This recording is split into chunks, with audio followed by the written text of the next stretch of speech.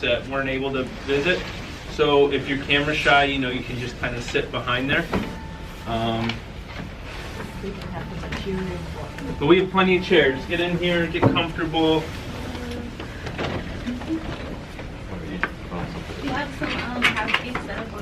Alright, do me a favor. Randomly look at this to make sure this thing says record. Whatever, we'll get you tuned up with whatever you need. See it? Yeah, it's just recording. And then make sure that this thing keeps running. And if for some reason it turns off, give me a call. Okay, all right.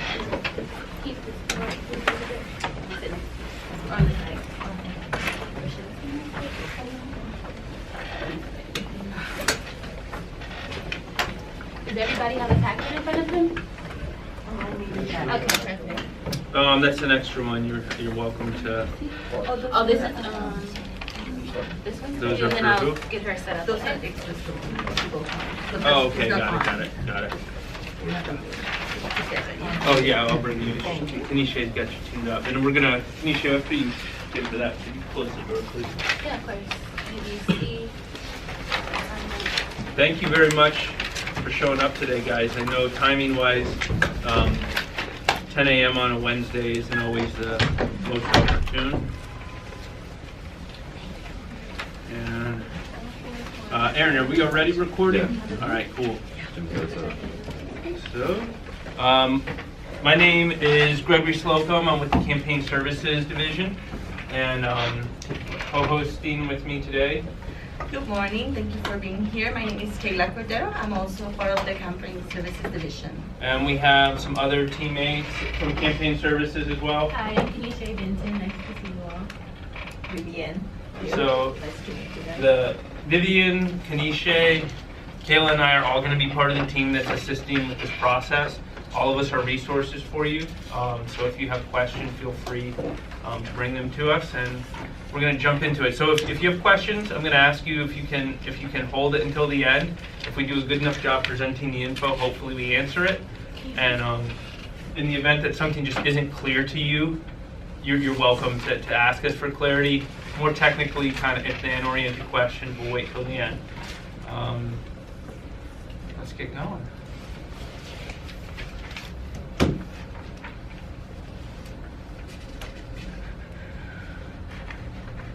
Okay.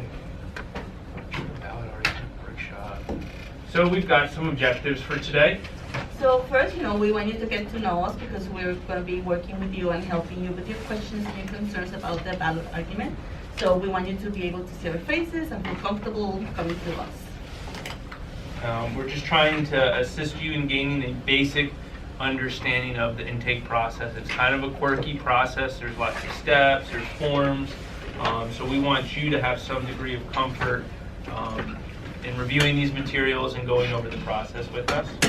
So also, how they say like people who don't know their history, they're going to make the same mistakes. So we want you to be able to see what are the common challenges and errors. And then additionally, on your way in, I pointed out to you the public records of black cabinets. So we want you to have some awareness as to what resources are at your disposal as you're preparing your arguments. And also, get you started and excited about making the arguments. The earlier you start, the better for you. The process can be confusing, so it's good for you to start early because that way we can correct mistakes that might arise. And then we'll be here for as long as you need to answer as many questions as you may have. We're thrilled that you all took the time to visit today.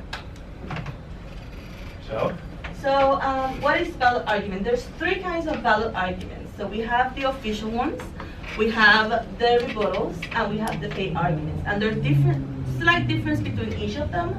Let's start with the official arguments. So there's no fees associated to them, so they're free, you don't have to pay for them. But there's a hierarchy on how who's going to be able to submit that argument. And that's established by the code. We're going to be talking a lot about the code. So it's proponent, voter, mayor, or any San Francisco voter. There's a 300-word limit. And when we say 300, it's 300. So it's not 301, 300.5. So think about it, because when we do we count the words, have some room for maybe 295, just in case that gets a little longer. Also, they have some forms. Mostly it's going to be Control A, Control B, consent, and assignment. And we gave you copies of them so you get familiar with them. And the author can assign someone else to write it, and we have a form for that. And that's basically in a nutshell, right? Yeah, so then we have the rebuttals, which are kind of another part of the official argument. So we're only going to do rebuttals if someone also lodges a rebuttal. So if we only get 2 official arguments and no one files a subsequent rebuttal, or only one author files a rebuttal, we're only going to publish the argument. So that doesn't make sense, follow up with me after and we'll help you.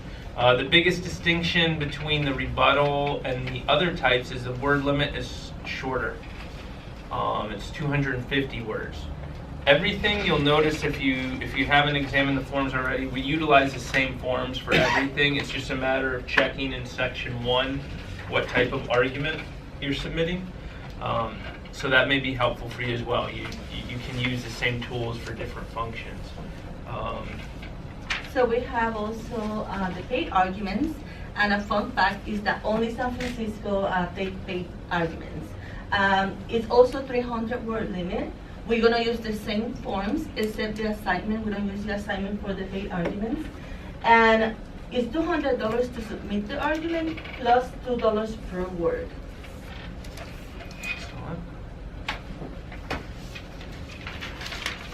So okay, just some basic intake basics. Basic intake basics. We got to do this all in person. I get it. In this day and age, it's kind of hard to wrap your head around the fact that we can't just get an email with all these attachments.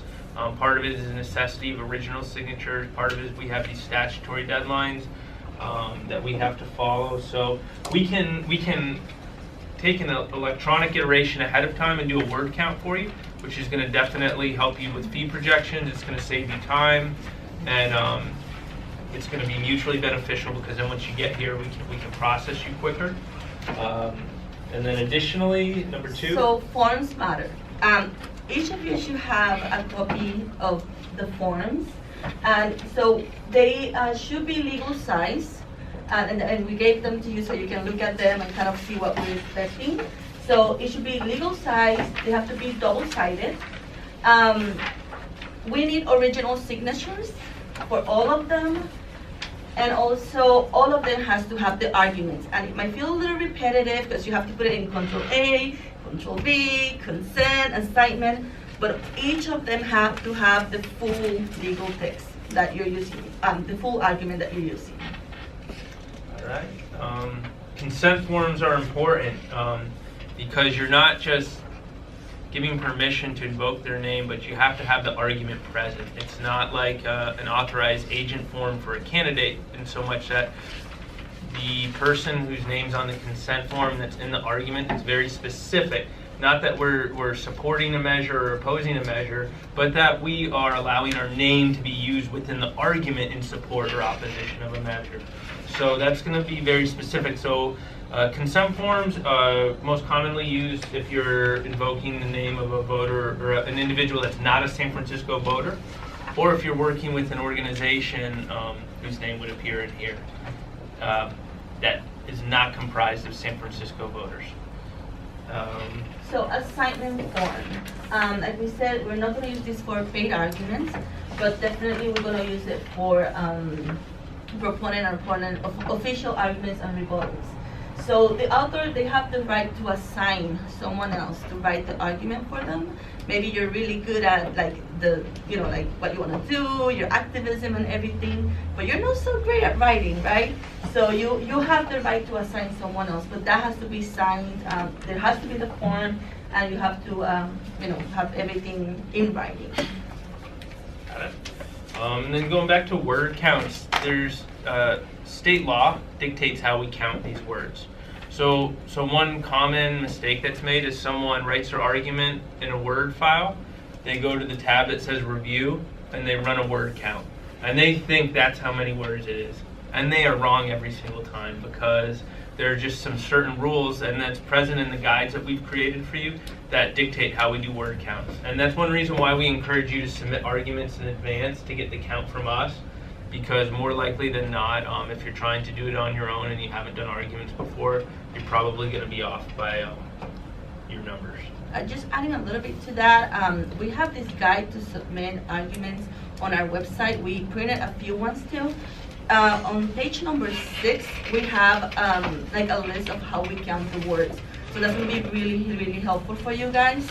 And like I said, if you guys are interested, we print some copies of the guide if you're interested. So that will be on page 6. Where are we? Number 6. Submitter versus author and individual requiring consent form. So submit. Anyone can submit. It doesn't matter if you're not from San Francisco. Everyone can submit. That means bring the papers here. That's what it means to submit. Author. You must be a San Francisco voter. And that's not like because we want to be like difficult. That's determined by the San Francisco Municipal Election Code. There's another codes, but mostly with arguments, we're going to be working with the San Francisco Municipal Election Code. And consent forms, like we were saying, they're necessary for sponsorship. So if you're saying this person loves this measure, you need a consent form to use their name. And it has to have the full argument and the original signature of the person. So if this person lives in New York, the forms are on the website. They can print it and sign it, but they have to mail you the actual form because we need the hard, real hand signature. Okay, we're going to go over just some common mistakes. So after running through this process multiple times, these are probably the most consistent errors that we see on submissions. We ask you, please, pretty please, to use double-sided legal-sized forms. One of the reasons is when we're doing proofing for the book, having a larger sheet, it's much easier to read and identify the text, and having this all crammed into a smaller one. For double-sided, again, it's just anytime we can reduce the actual number of papers that we have, the less confusion there is, the easier it is to process. So signature missing from forms, and we keep repeating signatures. So what happens if you bring your argument and then you don't have like the consent form from someone? Then we have to scrap. I mean, it's not that we're not going to take the argument, but we're going to have to delete that person from your argument because we don't have the consent. So very important to look at every single signature that we're going to need for it. Incorrect or missing forms. Assignment forms are only going to be necessary for official arguments. So if you're not doing official arguments, you don't need to concern yourself with the assignment forms. But consent forms are important, and if you're, identifying what forms you need is part of our service to you. So if you have questions, ask us in advance. But yeah, if you have the incorrect or a missing form, it's going to inhibit our ability to help you. No advanced word count, like we cannot stress this enough, very important. It actually helps if you guys send us stuff in advance, because if you wait till like the 19th or the 15th at noon, and then you have to be scrambling like, oh my god, I have too many letters, too many words, I have to cut this out and have to basically rewrite it. So that's why we really encourage you to do this with enough time. Send them to us so we can count them, and if you have more words or less words, there's something we can work on. But if you come the same day and we have a lot of people here, there's not that much we can do for you. And kind of dovetailing that, if you're doing paid arguments, the advanced word count is going to be helpful because we can give you your fee estimate. So, what we've had in the past is if someone came in with a cashier's check and it was for too little or too much, based on the word count, it provided them a challenge in reconciling that. And then additionally, if you are submitting arguments on behalf of an organization or if you're invoking an organization, we're going to need a signature from a principal or an officer for that organization. So, if I'm an intern in the mailroom, I cannot sign on. We were looking for treasurers, secretaries, VPs, someone, any backup documentation that you have, a letterhead with their name. If it's as simple as us doing a Google search and being able to pull up those credentials and reproduce them, that's helpful for us as well. But anything we need to substantiate that office is helpful. So we have resources. Like I mentioned, we have the guide. This is gonna be like your Bible, you know, because all the information you need is here. So the guide is available. We have it online, and like I said, we print a few copies for you guys if you're interested. The forms, you know, these are going to be your tools of the trade for ballot arguments. So look through these. If you're able to identify elements of the forms that don't make sense to you, then reach out to us for clarity. And ideally, when you have to actually submit, you want to have some familiarity before the due date, that you've looked at this before and that you know what needs to be on it. So when in doubt, you know, go to the original source, which would be the San Francisco Municipal Elections Code. And throughout the guide and throughout the form, we have the citations for, you know, for each thing. So yes, just you can feel free to look at the San Francisco Municipal Elections Code. Staff, you know, right now we have a great team in place, and we have the advantage in that this process happens in March as opposed to being closer to the election. And what that means is the access that you have to our staff is going to be greater now. So ask us questions. You know, we ask for advanced word counts and advanced questions, and we'll ask you to do it more advanced than the day of, because we have folks on the 19th or on our due dates who are like, hey, you told me to get a word count in advance, so you know I'm calling to see where you want it, and we'll have a line out the door. At which point our ability to do that word count is not going to be as great as it would be today. And we can still do that word count for you guys absent of the assignment of letters, because we know how to identify that in your argument and what it will count towards. So, and also the public files, I know that Greg show you guys what the public files are. The forms are a little bit different because they're updated, but the content and the information in them is going to be the same. So you can always kind of like look at them so to get some sort of idea, or like if you have questions on ones to see how someone else did it in the past, it kind of like helps you.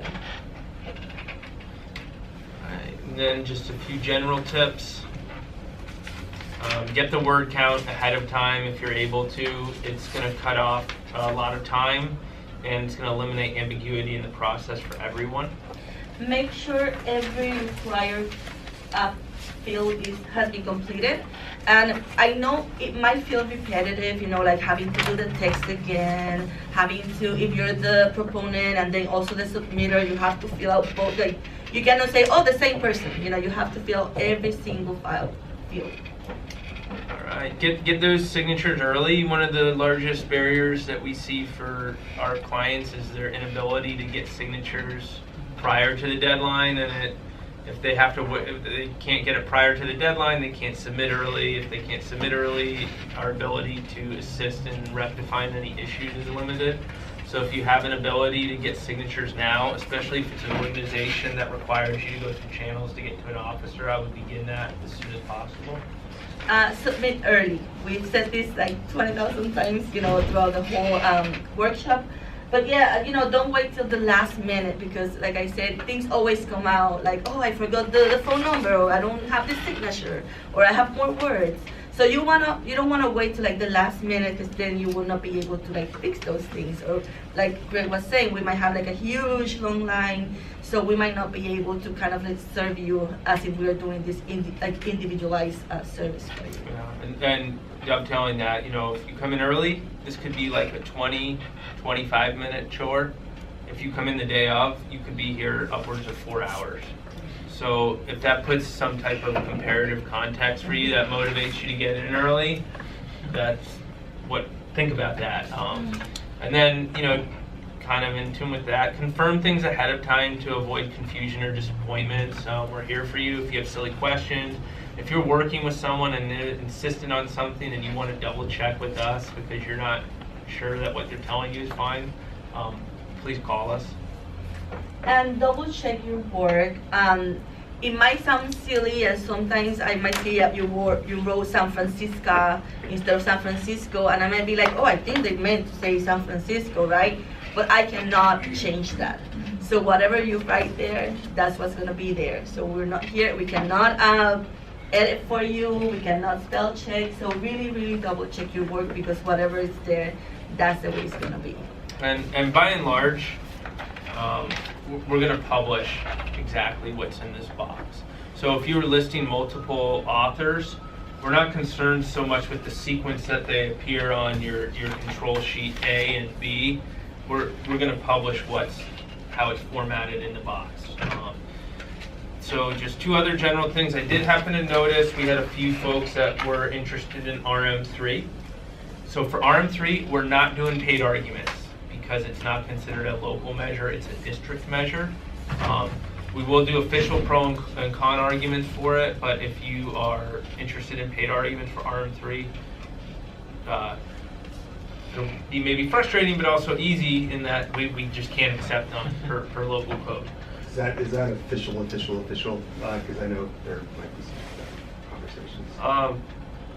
I'm comfortable saying one official, Yeah. but for official, I can run it up. But I can say it's consistent with how we've dealt with regional measures in the past, and I could provide examples of those measures if you wanted to see the paperwork for them. Right? So key dates. March 12th, we're going to have the signing up letters. You are more than welcome to come here to our office. It's going to be kind of fun. They put everything in like a jar and just like a little kind of bingo kind of thing and get it out, and assign the letters. That's also, it's online. You can also go to SFElections.org live and see us kind of having fun getting the letters out. Yeah, the 15th, we'll do the official arguments as well. So for ones that haven't been designated through the code hierarchy, it's kind of open season on those. And same deal, we'll put the names of the authors in jugs, we'll draw them, and whoever is eligible and has submitted, we'll randomly assign. So, but you don't want to wait till like the last minute, remember that. Yeah. March 19, we're going to do the rebuttals and paid arguments. They're due at noon. That means you come here at 12:02. No, we're not gonna, you have to be in line. You have to be in line by noon. But hopefully you guys are gonna do it before, right? You're gonna really work on this to get us the arguments on earlier. So yeah, and it's a very long line. It's a very long lane. Day, like Greg was saying, you can be here 30 minutes with us in private one-on-one, or you can be 4 hours in line. So think about that. And, then all of our materials, so the paids, the rebuttals, the officials, are subject to a 10-day public examination period immediately following the deadline. And what that means is that we'll reproduce all of the materials that are submitted to us. We'll redact all the confidential information, and we'll place them out in those public files. There's a 10-day period that's defined by law in which the public can examine the materials and potentially raise challenges or objections to the materials therein. So, you're welcome during that 10-day period to come in and to view materials. And then also have in mind, if you're submitting arguments that within that 10-day period, if you receive correspondence related to it, that's what it's in light of. This calendar is available also on this ballot guide. It's on page 4. It's also online, like I said. So if you go to our website is a great resource because everything we're talking about is there in the website. The forms are on the website. The guide is on the website. So definitely you might want to look at it. And that's going to conclude kind of our formal prepared presentation. I'm going to turn off the camera so that we can basically have a confined program, and then if y'all have any questions, you're welcome to go nuts. So Aaron, could you do me a kindness please and turn the recording off? Right side.